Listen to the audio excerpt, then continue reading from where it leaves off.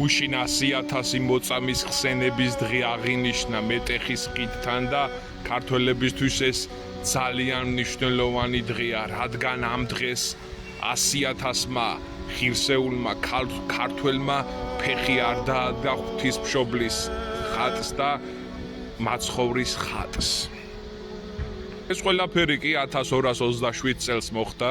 მოგეხსენებათ, თამარ მეფის გარდაცვალების შემდგომ საქართველოში ძალიან რთული პერიოდი დადგა რუსუდანის მეფობის დროს. გარნისის ბრძოლაში 1227 წელს ხვარაზმელთა სულთანი ჯალალედინი შემოიჭრა საქართველოში და სამწუხაროდ ქართველები დამარცხდნენ.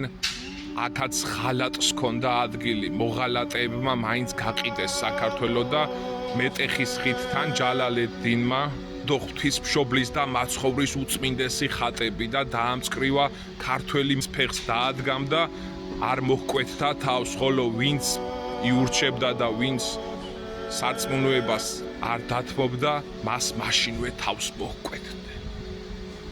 99%-მა 100,000-მა ქართველმა უარი თქვა სარწმუნოების დათმობაზე და ეს სიტყვები თქვა.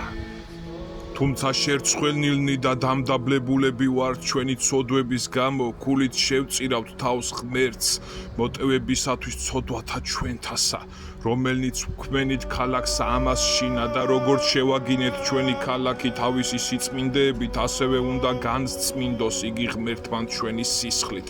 არ უარყოფთ ჩვენ ქრისტეს, ჩვენს შემოქმედსა და უფალს, არამედ ყოველნი მისი სახელისათვის მოვკვდებით. დიდება უფალს, ჩვენ მუდამ გვემახსოვრება ის 100,000 ქართველი და ეს დღე, რომელიც ჩვენთვის ძალიან წმინდა არის. რა თქმა უნდა, სარწმუნოება არც ერთი წამით არ უნდა დათმო. მშვიდობა მოგცეთ ყველას, მთელ საქართველოს.